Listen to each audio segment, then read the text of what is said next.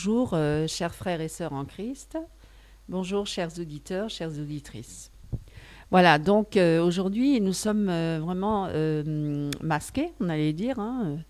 C'est un événement assez particulier. Et c'est vrai que nous vivons des temps assez particuliers, c'est vrai, des temps très difficiles. Et voilà, nous sommes masqués. Et Eric, bonjour Eric. Et puis, comment se fait-il que tu es masqué là? Ah oui, bonjour Karine. Je pourrais te renvoyer là-bas, te poser la même question. En fait, posons-nous la question, pourquoi sommes-nous masqués? Tout simplement. Eh bien, parce que nous ne voulons pas effectivement contracter donc, le virus du Covid, la Covid-19. Hein. En plus, on l'a déjà eu, mais bon, on va pas l'avoir une deuxième fois. Et en fait, voilà, c'est que je ne veux pas être malade de la Covid-19. D'accord, ok. Oui. Mais oui, d'accord. Beaucoup ont peur de cette maladie, effectivement. Ils pensent que, bon, après, ça c'est une autre histoire, que le masque soi-disant protégerait. Mais moi je pense qu'il y a une maladie bien plus grave. Oui. Oui, alors, ce qu'on pourrait peut-être faire, c'est ôter le masque pour dire la vérité. Nous sommes masqués, nous masquons peut-être la vérité. Autant le masque et peut-être, tu pourrais peut-être dire la vérité sur la maladie. Bon, bah alors la maladie, on va déjà dire que la vérité c'est Jésus-Christ. Hein. Et puis, bon, alors la maladie, il y en a une bien plus grave que celle du Covid-19, bien que, bon, apparemment, ça fait des ravages. Bon, après, il y a beaucoup d'intox aussi. Hein, on ne veut pas rentrer maintenant dans ce détail-là. On n'est pas là pour ça. D'autres spécialistes et scientifiques s'en chargent et nous sommes là pour glorifier le Seigneur. Et effectivement, il y a une grave maladie dans ce monde-là et on a tendance à l'oublier. C'est quand même bien plus grave que le Covid hein, et qui fait des ravages énormes parmi de nombreuses personnes, le monde entier d'ailleurs, autant parmi les chrétiens que parmi ceux du monde hein, qui ne sont pas convertis. C'est le péché. Le péché. Ah, donc peut-être Le péché. peut-être qu'ils ne le savent pas parce qu'ils sont masqués, peut-être, non? Parce que Voilés ou voilés. Ils sont voilés, aveuglés. Oui, tout à fait, aveuglés. Ils n'ont pas cette conviction de péché. Il n'y a que le Saint-Esprit qui peut les convaincre. D'ailleurs, c'est vrai que sans Jésus-Christ, sans la conviction, la révélation du Seigneur dans leur vie, on ne réalise même pas qu'on est des pécheurs. Certains ne le réalisent pas. C'est ça justement, l'homme animal ne peut pas recevoir les choses de Dieu. C'est vrai qu'il faut naître de nouveau pour justement passer du monde des ténèbres au monde de la lumière. Et c'est vrai que les gens du monde, c'est-à-dire comme nous avant qu'on ait rencontré Jésus-Christ dans notre vie, on avait comme ça une conscience, oui, mais on essayait de l'étouffer le plus possible. Hein. Quand on faisait le mal, on savait très bien qu'il y avait des choses qui n'allaient pas dans notre vie. On savait très bien qu'il y a des choses qui étaient mal. Hein. On avait comme ça une culpabilité, mais cette culpabilité, on essayait de l'étouffer. Hein. Après, à fur et à mesure qu'on étouffe la conscience, à un moment donné, ben, la conscience, elle ne réagit même plus. Hein. Elle est complètement éteinte. Et c'est pour ça qu'on dit d'ailleurs que les gens qui ne connaissent pas Christ sont enténébrés, leur esprit est enténébré, parce qu'ils n'ont pas la lumière, ils ne sont pas éclairés, ils ne sont pas nés de nouveau. Et d'ailleurs, même certains justifient le péché, ils vont même chercher des excuses pour le péché, ils vont même enjoliver le péché, mettre des fleurs autour, comme on dit, hein, autour de la tâche, pour dire mais non, c'est pas un péché. Et il y en a qui vont même jusqu'à chercher à travers les scientifiques hein, ou à travers les philosophes de même ennoblir le péché. Hein, de même l'ennoblir et de dire mais non, au contraire, ce n'est pas un mal, c'est un bien en soi, laissez-vous aller. Et il y en a qui vont même jusqu'à l'extrême, comme Albert Pike qui disait fais tout ce que tu veux dans ta vie, tout ce qui te passe par la tête, fais-le. Voilà, c'était un grand sataniste qui était du franc-maçon du 33e degré, Illuminati hein, aussi, voilà, qui d'ailleurs avait écrit un livre qui s'appelait Dogme et morale, où justement il disait qu'il fallait laisser aller son instinct animal, hein, en quelque sorte, et s'adonner à tous les vices et tout ça, parce que c'est ça qui allait t'épanouir vraiment. Et d'ailleurs, dans le monde, on le voit bien, hein, comment dire, on encourage le péché, on encourage le mal finalement, en disant que c'est un bien parce que ça nous enlève nos frustrations, hein, parce que les interdits, les lois, hein, ça amène parfois la révolte. Et en fait, ce qu'on réalise, c'est que l'homme naturel s'est révolté contre Dieu. Hein, c'est une rébellion contre les lois saintes de Dieu et justement en voulant justifier le péché et en ne voulant pas écouter la parole de Dieu, ce que Dieu voulait dire déjà à son peuple, mais aussi au monde entier, à les avertir que le péché est grave et que Dieu a en horreur le péché, Dieu hait le péché et que de toute façon, le péché, ça va amener à la mort. Oui. Voilà. Le péché engendre la mort. Tu veux rajouter quelque chose? Oui, parlant du péché, effectivement, je crois que plus que jamais, aujourd'hui, on parle de réveil. De plus en plus, on entend parler de réveil. Alors c'est vrai que on peut parler, donc je pense qu'il y a le vrai, il y a l'ivraie. Donc il peut y avoir des réveils suscités par l'esprit, et il peut y avoir aussi des réveils suscités par la chair, on va dire. Hein, on ne va pas parler, pas spécialement diaboliser les choses, mais leurs manifestations peuvent effectivement, si c'est par la chair, leurs manifestations peuvent effectivement se manifester par des esprits malins, par des esprits impurs, des faux esprits. Nous connaissons tous Toronto, Pensacola et ainsi de suite. Ce que nous allons peut-être voir, justement, concernant cela, concernant toutes ces formes de réveil, peut-être allons-nous voir quelques caractéristiques de réveil, qui ne sont pas des réveils authentiques. Hein. Alors, on a quelques petits points, on a une feuille là avec quelques petits points, nous allons en parler, des réveils, de faux réveils. Alors, comment on peut caractériser les faux réveils? Le premier point, effectivement, c'est l'expérience passe avant la Bible, donc avant l'étude de la Bible. Est-ce que tu veux en parler? Alors, effectivement, le fait d'accepter comme venant de Dieu n'importe quelle manifestation, hein, et qui conduit invariablement au fait de négliger les Écritures. Donc, on ne consulte plus du tout les Écritures, on se base que sur les expériences. Hein. Et donc, ces partisans des réveils, de ces faux réveils, affirment que Dieu a fait des nouvelles choses, voilà, et que c'est pas encore écrit dans la parole. Voilà, c'est des nouvelles choses révélées qui peuvent pas, en fait, on peut pas les contrôler par l'écriture. Hein. Par exemple, je donne un exemple tout bête, Bill Johnson son épouse qui se couche sur les tombes pour aller chercher l'onction, par exemple. C'est très répandu maintenant, hein, et donc c'est nulle part écrit dans la parole qu'il fallait aller chercher une onction quelconque des morts, hein, soi-disant des hommes de Dieu ou les femmes de Dieu qui sont morts et qui sont ils sont de toute façon pas dans la tombe, hein, puisque l'âme sort du corps et donc là ils vont chercher cette onction sur une pierre, hein, tombale, ils se couchent dessus et puis voilà, ils pensent obtenir une onction particulière de cette personne. C'est quand même assez morbide, hein, je veux dire, et c'est pas du tout scripturaire, donc là c'est pareil, et c'est pas du tout mentionné dans les Écritures, et donc c'est vraiment tendre les Écritures et pour justifier en fait certaines manifestations surnaturelles, hein, en disant venant de la part de Dieu. On peut pas le vérifier.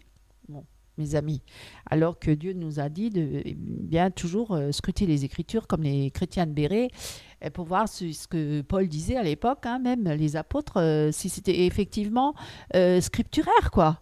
Alors aujourd'hui, on ne doit plus vérifier dans les Écritures, on doit accepter naïvement toute forme de manifestation surnaturelle disant venant de la part de Dieu. On doit l'accepter bêtement et naïvement et ne plus du tout se poser de questions, surtout ne posez pas de questions, acceptez comme ça vient. Voilà, marcher par la foi. Bon, c'est très dangereux. Tu voulais rajouter quelque chose peut-être? Oui, alors justement, lorsque tu parles de ça, effectivement, et on peut aussi altérer les Écritures, on peut modifier le contexte, hein, voilà, donc déformer la vérité. Hein, parce que Satan, sa tactique, hein, c'est de le mensonge, c'est de, comment dire, de transformer les choses, hein, de déformer les choses. Et effectivement, si nous allons par exemple dans 1 Corinthiens chapitre 12, à partir du verset 4, il est dit, il y a diversité de dons, mais le même esprit, diversité de services, mais le même Seigneur, diversité d'opérations, mais le même Dieu qui opère tout en tous. À chacun, la manifestation de l'esprit est donnée pour l'utilité commune. Et c'est ça qui est important, l'utilité commune. L'édification n'est pas égoïste, l'édification est pour le peuple de Dieu. Parce que Dieu veut que tous arrivent à la connaissance. Donc nous devons effectivement, lorsqu'il y a une manifestation au sein d'une assemblée, eh bien, il faut que ce soit pour l'édification commune. Hein, c'est ce qu'on appelle effectivement l'assemblée des frères, frères et sœurs, enfin, j'entends bien, le partage, la communion des saints. Hein, c'est bien ça, on est d'accord. La communauté. Et pour aller plus loin, en effet, à l'un est donné par l'esprit une parole de sagesse, à un autre une parole de connaissance, selon le même esprit, un autre par la foi, le même esprit, un autre le don de guérison, par le même esprit, un autre le don d'opérer des miracles, un autre la prophétie, un autre le discernement des esprits, et ainsi de suite, et ainsi de suite. Donc là, nous voyons effectivement que le Saint-Esprit se manifeste, la manifestation du Saint-Esprit opérée au sein de l'Assemblée est réellement pour l'édification commune, pour l'édification à l'un et ça, un l'autre, ceci, cela. Donc moi je crois que ce n'est pas, comment dire, ce que nous voyons actuellement dans les églises, en général les églises réveillées, les églises de réveil, hein, africaines et ainsi de suite, je crois qu'on est très loin d'être scripturaire. Donc forcément il y a d'autres manifestations. Alors je te passe la parole. J'allais dire pas que africaine, hein. Il y a aussi américaine et asiatique, et voilà, ça se manifeste partout, en Australie, Bethel Church, etc. etc. L'école du surnaturel, c'est en Amérique et tout. Bon, alors oui, effectivement, mais oui, partout en France aussi. Oui, la France aussi, elle est complètement imprégnée de tout ça, parce que voilà. Et c'est vrai que bon, qui se ressemble, s'assemble. Ça dépend ce que l'homme recherche réellement. Est-ce qu'il recherche les manifestations surnaturelles, ou est-ce que c'est vraiment la présence de Dieu qu'il recherche? Est-ce que c'est vraiment se mettre devant Dieu et chercher la face de Dieu et se soumettre à sa volonté et à sa parole? Ou est-ce que c'est dans l'exaltation, dans les émotions, tous ensemble, on se réunit pour passer des bons moments? Parce que bon, voilà, ce que l'homme recherche aussi, c'est avant tout le plaisir. Hein, et même dans les églises, maintenant, on recherche le plaisir avant tout. On recherche une communion fraternelle, mais pour s'éclater.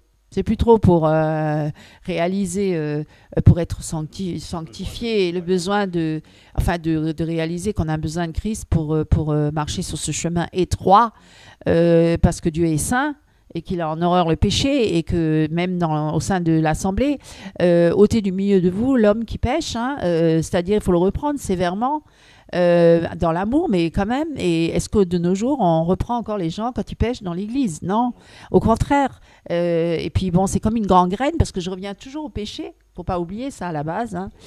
C'est comme une gangrène qui ronge, et puis c'est comme une épidémie qui se répand. Hein. C'est aussi, on allait dire presque une pandémie, parce que le péché, ça se transmet. Hein. On est influencé facilement par le péché. C'est vrai, beaucoup sont entraînés par les péchés des autres. D'ailleurs, même Paul disait, quand tu reprends quelqu'un parce qu'il a péché, garde-toi de peur que toi aussi tu ne tombes et tu ne chutes, que tu ne pêches. Et pourquoi Dieu voulait qu'on ôte le péché, ou l'homme qui pêche, ou la femme, du milieu de l'assemblée, le sortir de là, quoi, le reprendre, et s'il ne veut pas se laisser reprendre, qu'il soit considéré comme un païen, quoi, comme un anathème, parce que le péché, c'est grave, c'est dangereux, parce il peut influencer les autres, il peut, comme une maladie, hein, il va se répandre au sein de l'assemblée, parce que ça ramène le désordre. Voilà, ça ramène le désordre et la soumission, la rébellion. Oui, tout à fait. Et d'ailleurs, je peux vous donner des exemples. Je fais une petite parenthèse, hein, par rapport au réveil spirituel, bien sûr, mais pour dire que le péché, c'est très, très, le péché, c'est très très grave. Hein. Et qu'est-ce que le péché? Parce que l'homme, il a toujours tendance à banaliser le péché, hein, et de dire que le péché, bon, c'est un accident. Mais Dieu, non, il n'appelle pas ça un accident. Dieu, il appelle ça une abomination. Donc, le mot, il est déjà beaucoup plus grave. Hein. L'homme, il va dire, oh, c'est un défaut, il a un défaut, oh, le pauvre, voilà. Non, non, Dieu, il appelle ça plus gravement une maladie. Ouais, une maladie. Et, on dit que c'est une erreur. Non, mais Dieu, il appelle qu'il y a un ennemi. Il y a quand même le diable derrière, il faut le dire, Satan, hein, qui est le tentateur, qui pousse les gens à pécher, à se rebeller contre Dieu. C'est le destructeur, parce qu'il veut détruire la créature, hein, et le perdre, pour qu'il aille en enfer avec lui, évidemment. Et l'homme va dire le péché, oh, le péché, on ne veut pas en entendre parler. Non, moi je vais être libre, c'est la liberté avant tout. Mais il n'y a pas de liberté sans loi. Hein, et donc là, on veut être sans loi, sans foi, sans rien. Et on veut vivre librement. Et puis, mais Dieu dit non, stop, parce que ta liberté, elle finit là où commence celle de l'autre. Donc, tu vois, on ne peut pas, parce que sinon, on fait du mal. Hein, autour de soi, et Dieu, il va appeler ça une forme de rébellion. C'est la rébellion contre sa loi, qui est sainte. Et voilà, certains disent, oui, bon, j'ai péché, oui, d'accord, ok, je me repens, mais c'est pas vraiment une repentance du cœur, hein, c'est comme ça, intellectuellement, oui, je regrette, mais bon, mais c'est pas la réelle repentance. Et puis, Dieu va dire, lui, il va pas dire que c'est une bagatelle, tu vois, c'est pas grave. Au contraire, il va dire que c'est une tragédie. Hein, le péché, c'est parce que sous l'Ancienne Alliance, il était tellement irrité contre son peuple que parfois, il envoyait des oppresseurs sur son peuple pour qu'il se repent, ou alors il détruisait même dans le désert. Il a même détruit son peuple, hein, son propre peuple, parce qu'il ne supportait pas le péché au milieu du peuple, et qu'il fallait extirper le peuple, le péché du milieu du peuple. Donc tous ceux qui avaient péché et qui ne se repentaient pas, eh ben, ils étaient exterminés. Hein. Voilà, donc Dieu ne supporte pas le péché parmi son peuple, et nous sommes sur ce chemin qui est un chemin de sanctification avant tout. Merci Karine. Et c'est vrai, chemin de sanctification. Ce qu'il faut savoir, c'est que lorsque les réveils se manifestent, eh bien, les personnes avides je ne veux même pas parler du salut, avides de sensations et d'émotions, de par leurs émotions, eh bien, c'est vrai que ce qui les intéresse, c'est il se passe quelque chose. Nous entendons quelque chose. Il y a des choses qui se passent à tel endroit, des manifestations surnaturelles.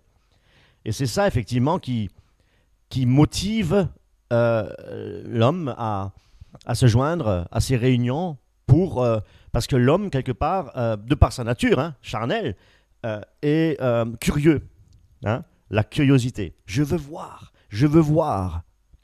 Eh bien, effectivement, et Satan, de jouer avec ses sentiments, hein, de provoquer justement des manifestations surnaturelles. Lorsque je dis surnaturelles, eh bien, toutes ces personnes n'ont pas le désir de venir dans l'église. On va dire le motif initial, le motif le plus important, je dirais, ça devrait être: je vais dans ces réunions de réveil parce que je veux me repentir, parce que je cherche vraiment Dieu, je cherche comment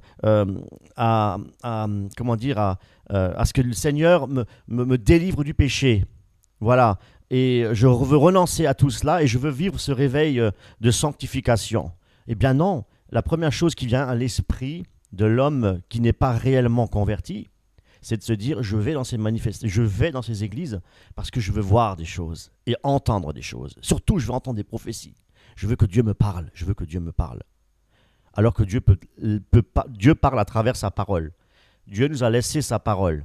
Celui qui ajoute et qui retranche quelque chose, il sera retranché de l'arbre de vie. Il est écrit dans l'Apocalypse, dans le dernier chapitre.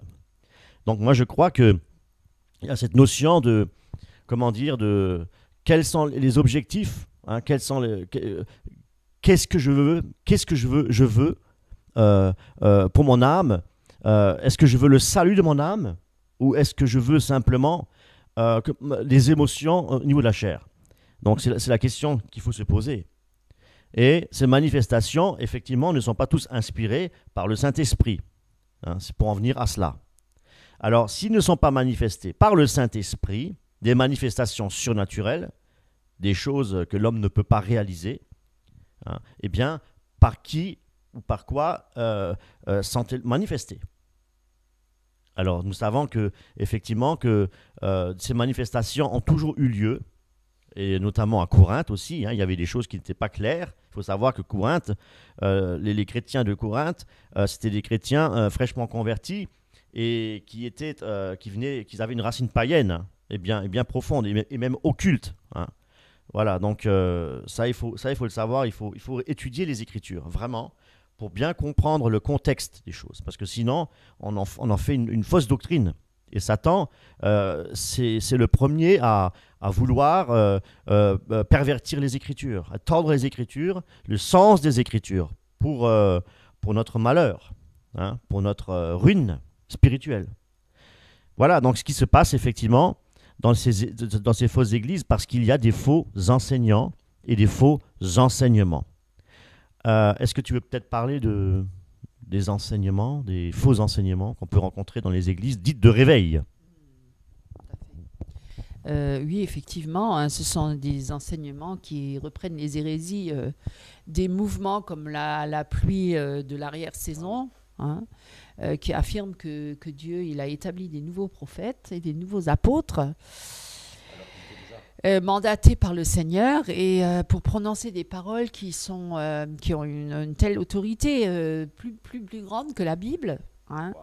Hein, leur parole est infaillible. Hein, voilà, ou qui affirment que l'Église doit conquérir la terre, hein, le Kingdom Now, hein, le dominionnisme, et on en avait déjà parlé dans d'autres vidéos. Hein. Donc il faut conquérir maintenant la terre pour Christ avant le retour du Seigneur, alors que ça c'est une hérésie, une aberration totale, parce qu'on n'est pas là pour conquérir la terre. La terre elle va passer, toute sa convoitise aussi, et ce monde-là il va passer, et il y aura une nouvelle terre, de nouveaux cieux, donc c'est pas du tout biblique, c'est pas du tout scripturaire, et ça n'a rien à voir avec la parole de Dieu. Et tu disais l'orgueil spirituel, effectivement, hein, ce sont des partisans, les partisans de ces faux réveils sont des personnes qui sont très très orgueilleuses. Hein. Et d'ailleurs, pour revenir, avant de continuer dans cette direction-là, je voulais justement parler à nouveau du péché. Le péché, hein, le péché est très grave. Et effectivement, le péché rend l'homme très, très, très, très orgueilleux. Hein. C'est d'ailleurs l'orgueil, c'est d'ailleurs le plus grand des péchés, hein, péché de Satan, hein, déjà à la base. Et pourquoi? Parce que il cherche à prendre la place de Dieu, hein, et de décider à la place de Dieu et faire l'adoration du moi. Voilà, le moi, le culte de la personnalité, ça on voit beaucoup maintenant dans les églises. Le développement personnel, avant tout penser à se développer personnellement, l'estime de soi, etc. Voilà, on voit tout, l'égoïsme, voilà, l'orgueil. Et donc c'est un homme qui essaye de faire son propre évangile, hein, et rajoute des choses qui ne sont pas écrites dans la Bible, et donc aussi pour être glorifié et ravir l'honneur et la gloire qui revient à Dieu, il se l'approprie pour lui-même, et donc c'est une mentalité qui est très hautaine et très prétentieuse, hein, l'homme prétentieux, qui est donc la racine même du péché, l'orgueil. Hein. Et c'est pourquoi déjà Dieu hait l'orgueil. Il résiste aux orgueilleux et il fait grâce aux humbles. Hein. On voit bien... Et on peut le lire, ça d'ailleurs, si tu veux le lire, dans 1 Pierre chapitre 5, verset 5, où Dieu résiste aux orgueilleux et l'arrogant. Ouais. Chapitre 5, verset 5. Merci. Alors, oui, de même, jeunes gens, soyez soumis aux anciens. Dans vos rapports mutuels, revêtez-vous tous d'humilité. Ça n'a rien à voir avec les églises de réveil. Ouais. Car Dieu résiste aux orgueilleux, mais il fait grâce aux humbles. Ouais. Donc Donc aujourd'hui, de nos jours, on voit beaucoup, même sur Internet, je veux dire, on connaît à peine Dieu, on veut déjà enseigner tout le monde. Enfin bref, je ne vais pas aller rentrer dans les détails, mais c'est vrai que avec Internet, ça ne facilite pas les choses. Hein, parce que maintenant, n'importe qui peut s'afficher et puis dire qu'il est chrétien. Alors ça, c'est aussi un grand mot, être chrétien. Hein. Alors, et voilà, et que l'arrogance précède la ruine et l'orgueil précède la chute. Hein, c'est dans Proverbe 16. Donc, c'est vrai que rien que déjà Satan à l'époque, hein, c'était un chérubin très aimé par Dieu, le plus bel archange et protecteur, hein, et il fut chassé du ciel. Pourquoi? À cause de l'orgueil, tu vois. Voilà, et donc beaucoup ont été chassés à cause de l'orgueil. Saul a été chassé, a été détrôné de sa fonction de roi à cause de son orgueil. Nebuchadnezzar lui-même fut chassé de la société des hommes et a eu un cœur d'animal à un moment, hein, parce qu'il était tellement orgueilleux. Et Aman fut chassé de la cour du roi parce qu'il était très orgueilleux, etc., etc. Et d'ailleurs, Jésus l'a bien dit, et on peut le lire dans Luc, chapitre 18, verset 14, que voilà, quiconque s'élève sera abaissé, voilà, et celui qui s'abaisse sera élevé. Donc le mot orgueilleux veut dire que c'est quelqu'un qui s'élève au-dessus des autres dans un esprit de supériorité et de mépris. Et c'est vrai que de nos jours, on se sent parfois très petit face à certains chrétiens, hein, face à certains hommes de Dieu et certaines femmes de Dieu. On a l'impression d'être rien, et eux, ils ont toutes les paroles de connaissance, ils ont toutes les révélations, ils ont tous les dons, ils ont tous les talents, ils ont tout. Et même certains vont même jusqu'à maudire les gens quand ils s'opposent à eux.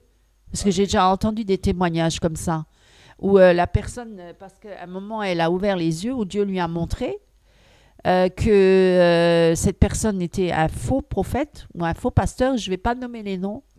Mais la personne, quand elle s'est opposée à ce pasteur et qu'elle a voulu quitter l'Église, et qu'elle a quitté l'Église, et qu'elle a dénoncé les pratiques qui étaient contraires à la parole de Dieu, et contre elle, qu'elle s'est fait menacer, traiter de tous les noms, de Jézabel aussi, et de rebelle, et tout ce que tu veux, et qu'il est même jusqu'à aller la maudire.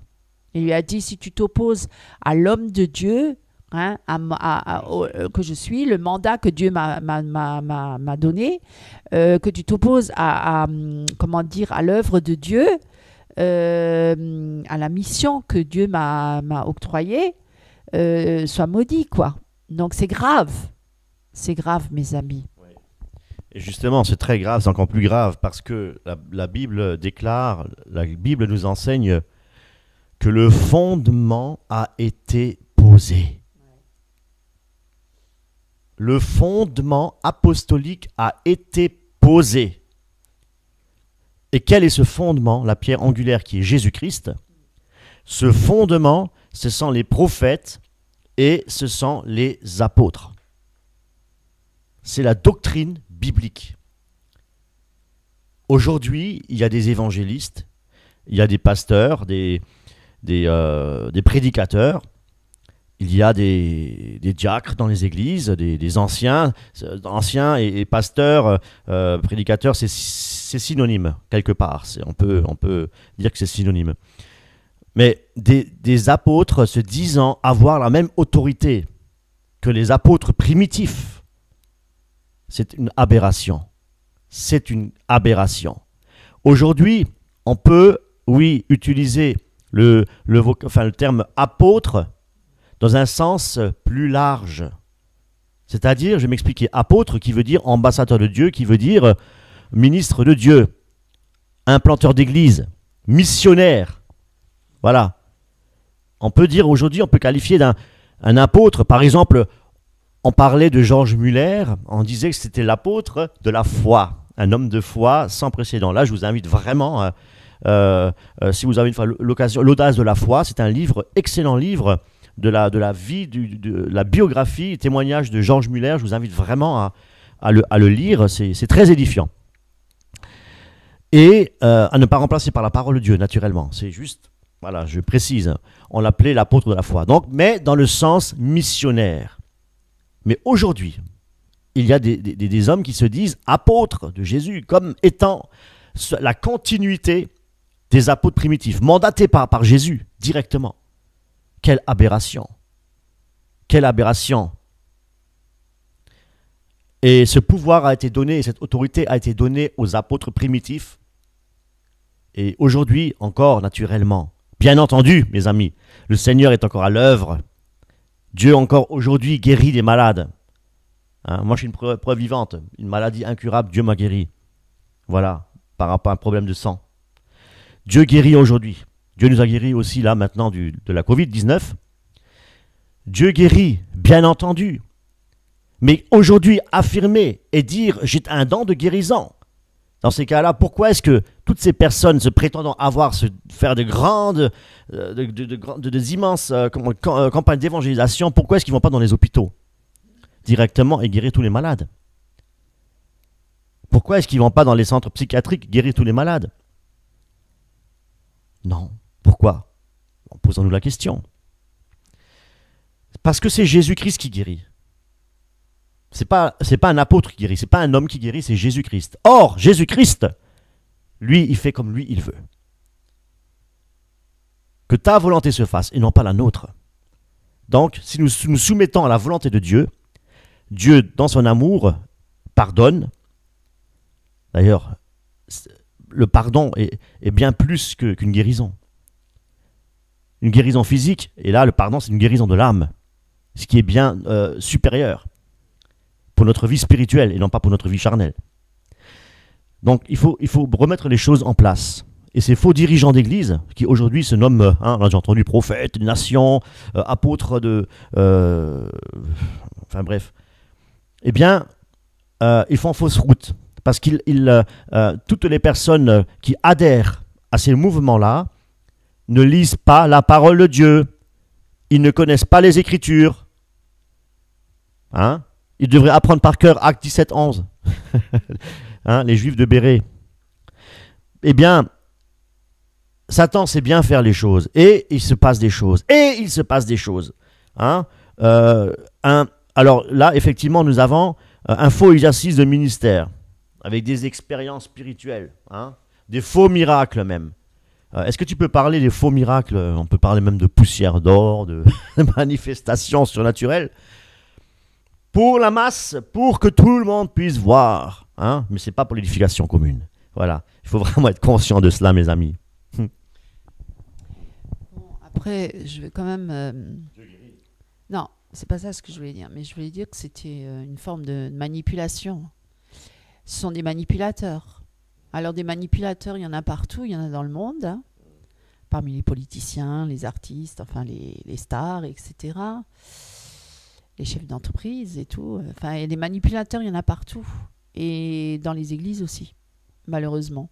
Ce sont des manipulateurs spirituels, ils profitent de la faiblesse et de la souffrance des gens, parce qu'il y en a beaucoup qui souffrent, qui sont malades, oui, ils ont besoin de guérison, de délivrance, bien sûr. Ils sont captifs par le péché et tout ça, bien sûr. Bien sûr que beaucoup de gens sont dans la détresse, sont parfois aussi la misère, la pauvreté et tout ça, ça amène les gens à chercher la délivrance et à courir après des hommes qui leur promettent, ils donnent des fausses promesses, hein, de délivrance, parce que bon, ils voient ces leaders, parce qu'on les appelle les leaders, hein, les leadership, ouais, les leaders qui sont là pour soi-disant promettre monts et merveilles et délivrance et guérison et miracles, venez chercher votre miracle et tout ça. Donc les gens, c'est vrai, ils sont tellement malheureux.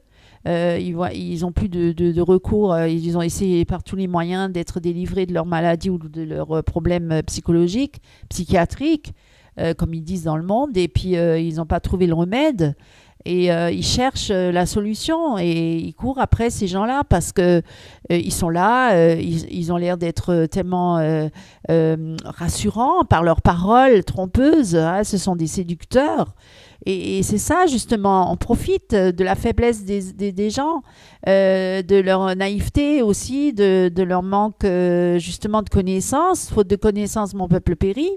C'est pour ça qu'ils arrivent à manipuler justement toutes ces masses qui sont là et qui gobent tout sans vérifier effectivement si ce qu'ils disent est vrai ou pas. Et d'ailleurs, scripture, et d'ailleurs, on le voit dans le monde aussi. Dans le monde aussi, il y a tellement de trompeurs et tellement de séducteurs qui promettent monts et merveilles aussi. On voit rien que dans le business. Voulez-vous vous enrichir, gagner beaucoup d'argent en peu de jours, en 15 jours, vous pouvez gagner des millions. On vous présente des milliardaires qui sont là pour témoigner qu'ils ont gagné de l'argent en utilisant cette méthode-là. Alors, on vend des méthodes et puis les gens tombent dans le piège et achètent ces méthodes. Oh, c'est rien, vous investissez juste 250 € par exemple, et puis vous aurez la richesse au bout, vous serez millionnaire, milliardaire même, etc. C'est toujours l'appât du gain, la tromperie, c'est toujours attrayant, séduisant, ça a une apparence ça brille, hein, et les gens voilà, courent après ça. Après, les politiciens promettent une société où on est, voilà, chacun à sa place, chacun peut profiter des biens et tout ça. Et puis, on promet toujours une meilleure vie, voilà, une vie plus confortable, plus de succès, aussi de gloire. Hein. On promet toujours le succès. Même dans les églises, on est là déjà avec cette mentalité. Venez chercher rentrer dans votre destinée, entrer dans votre destinée. Le succès avant tout, même parmi les chrétiens, le succès, gagner, réussir, rentre dans ta destinée, les talents, développe tes talents, tes capacités, tout ça. Alors que la parole de Dieu, qu'il faut mourir à soi-même, à sa chair, à son moi, renoncer à ce monde et voilà, porter sa croix, la croix. Hein, on prêche plus la croix et reconnaître qu'on est vraiment perdu et qu'on vient à Christ, et ce sont pas par nos propres capacités, ça c'est les choses du monde, hein, c'est le monde avec ses mérites, avec ses exploits, avec travailler toujours plus, voilà, travailler sur soi, la psychologie, à connaître l'homme pour mieux savoir comment réagir face à ces différentes mentalités. Enfin bref, on s'en sort plus, hein. C'est un piège, hein, qui se retourne contre nous-mêmes et qui nous éloigne plus de Dieu que de nous rapprocher finalement.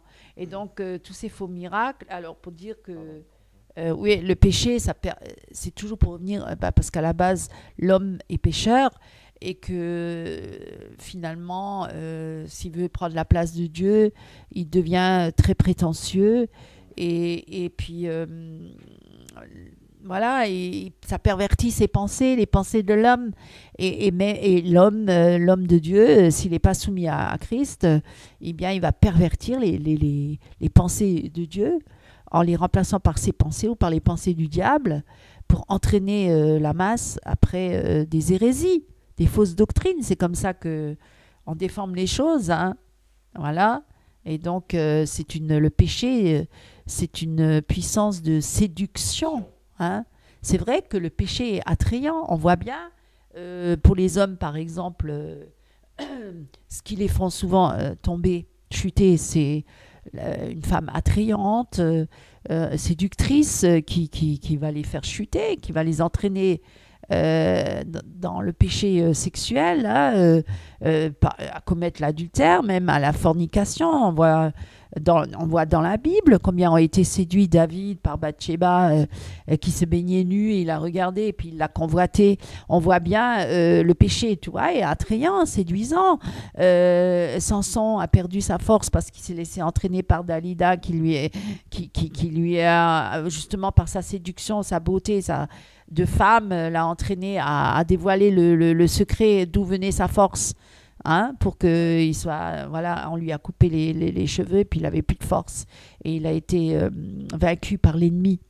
On voit bien par de nombreux hommes qui sont tombés, de nombreuses femmes à cause du péché. Ouais.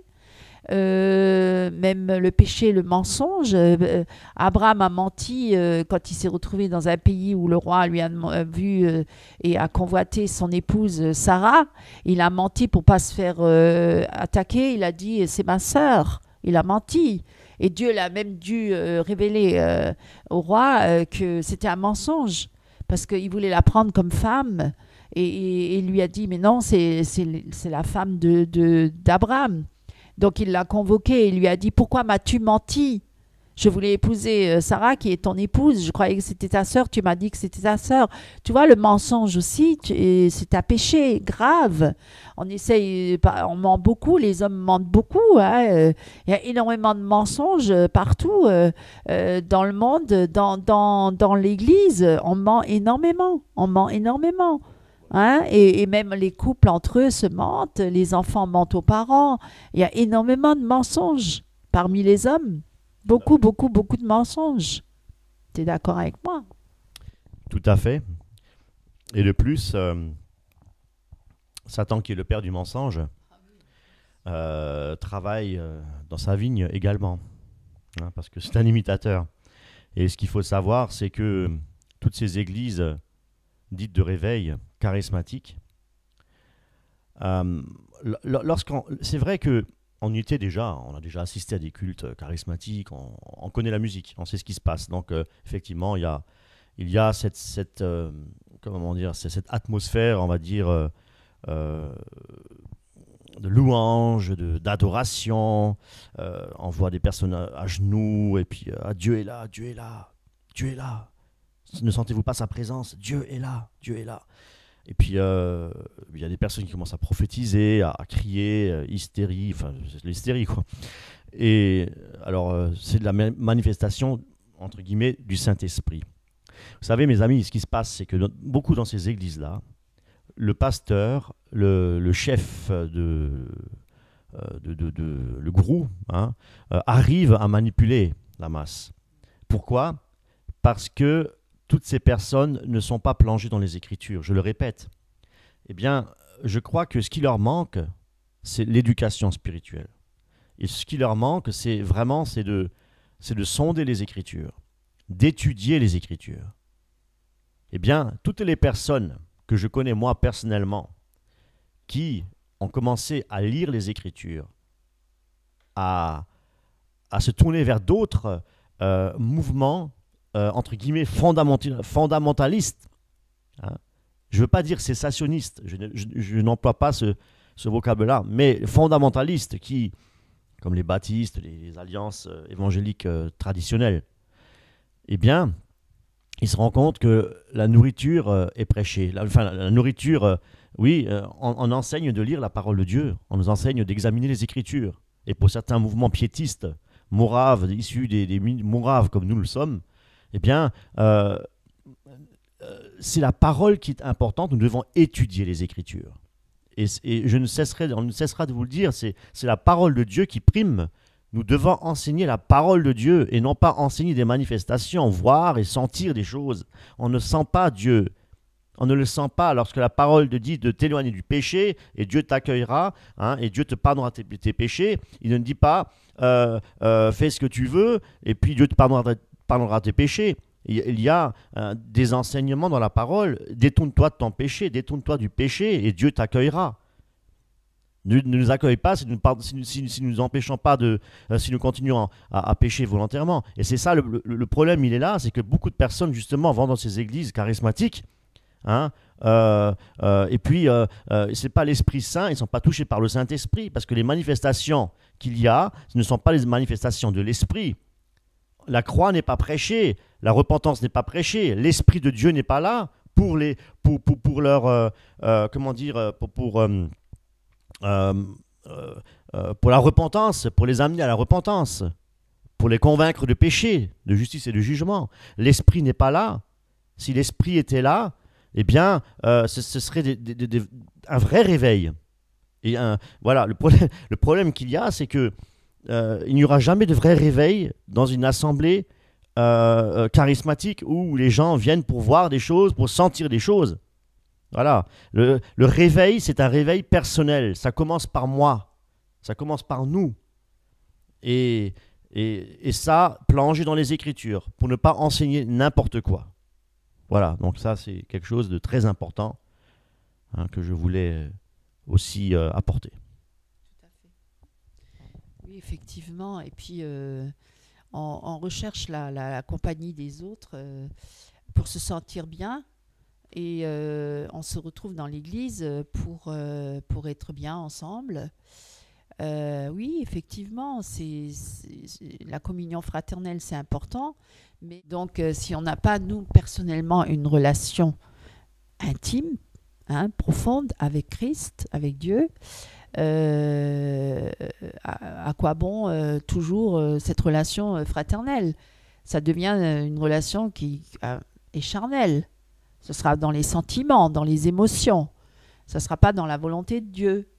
Parce que le but, c'est pas de chercher à plaire à son prochain, hein, et de servir l'homme.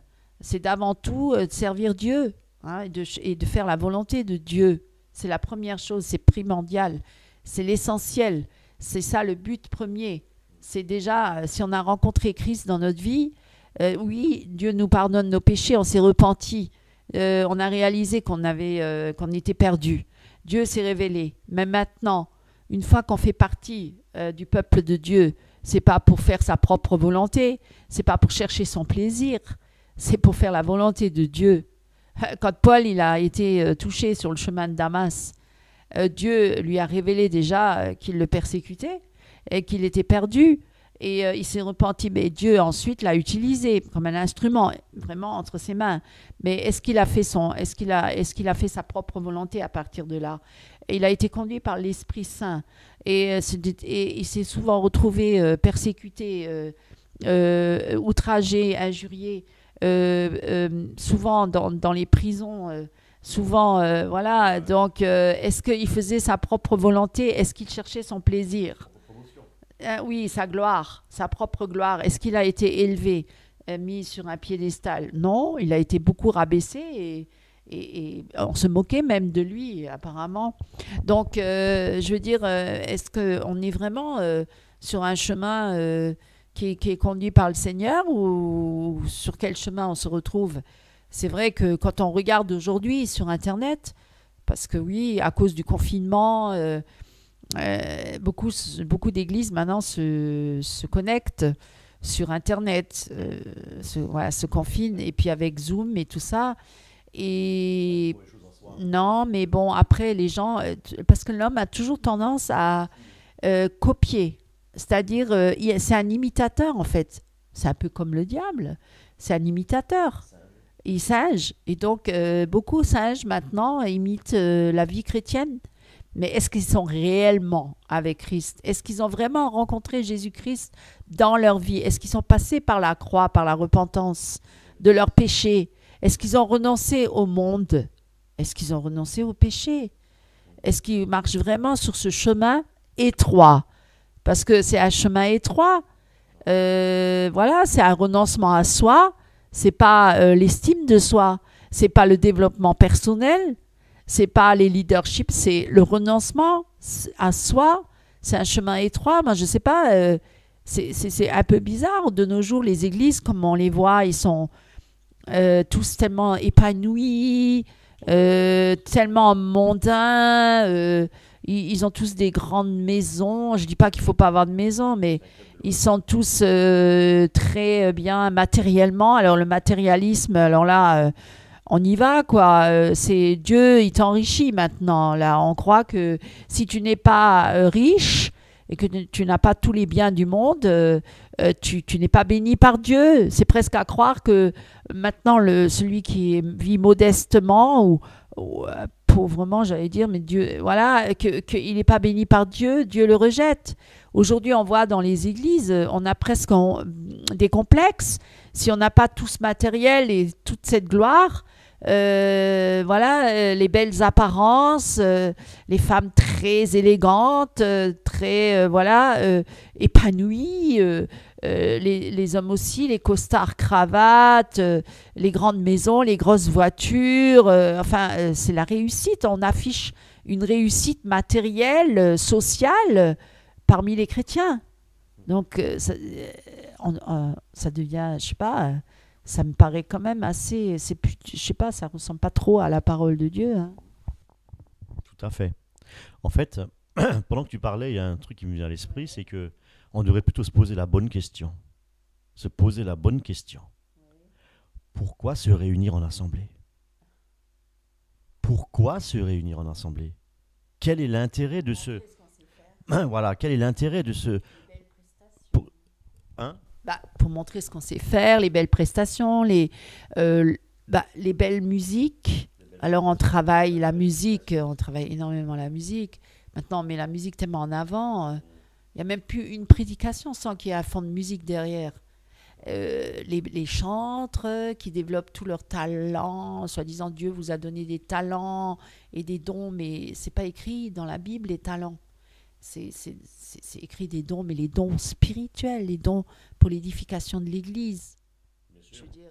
Tout à fait, il y a les dons naturels que Dieu donne à tout à chacun. Voilà. Et puis bon, après, nous sommes spirituels. C'est spirituellement qu'on devrait voir les choses. Un chrétien devrait voir les choses spirituellement parlant. Donc, ce sont les dons spirituels qui doivent être mis au service de l'assemblée. Le don de service, le don le don d'encourager, d'exhorter, hein, au sein de l'assemblée, parce que c'est pour l'édification commune. Voilà pour quelles raisons nous devons effectivement aussi prier les uns pour les autres. La parole nous dit de prier les uns pour les autres. Nous sommes en communion fraternelle pour nous soutenir les uns les autres dans les épreuves que nous vivons. Voilà le but réel. Moi, je crois que là où 2 ou 3 ou plusieurs assemblés en mon nom, je suis au milieu de vous. Ce n'est pas la masse, la quantité, hein, de personnes qui font que la présence de Dieu se manifeste, est plus importante. Moi, je crois parce que Dieu sonde les cœurs. Hein, et je crois que si le Seigneur il dit là où 2 ou plusieurs sont assemblés en mon nom, je suis au milieu de vous, ce n'est pas pour rien qu'il mentionne cela, que c'est écrit dans les Écritures. C'est pas pour rien, parce que lorsque nous sommes 2, nous pouvons déjà nous encourager. Nous pouvons déjà... une personne seule ne peut pas s'encourager. Elle est en relation avec Dieu. Gloire à Dieu. Mais lorsque nous sommes à 2, lorsque nous sommes à 3, nous pouvons nous encourager, nous pouvons prier, nous pouvons nous exhorter, nous édifier les uns les autres. C'est ça, en fait, l'amour fraternel de la parole de Dieu. Hein, voilà. Et puis, c'est quelque chose qui est presque impossible dans les méga-churches. Comment pourrons-on prier les uns pour les autres lorsqu'il y a 2000 personnes, nous ne connaissons même pas les personnes. Et en plus de ça, mes amis, ça rentre, ça sort, ça rentre, ça sort. On voit toujours des autres têtes. Non, mais il faut dire les choses comme elles le sont. Hein, parce que ce sont des gens qui papillonnent, qui cherchent le spectaculaire, qui cherchent des choses... Non, mes amis. Moi, je crois que lorsque nous sommes dans une assemblée à 2-3 personnes, restons-y et étudions la parole. Et le Saint-Esprit est là. Même si nous sommes à 2, le Saint-Esprit, c'est une promesse de la parole. L'Esprit de Dieu est là. Non pas pour nous faire tomber, non pas pour nous faire ramper sur terre et faire le chien et faire faire le coq et la poule. Ou le dindon, voilà. Non, mes amis. Restons scripturaires. Voilà.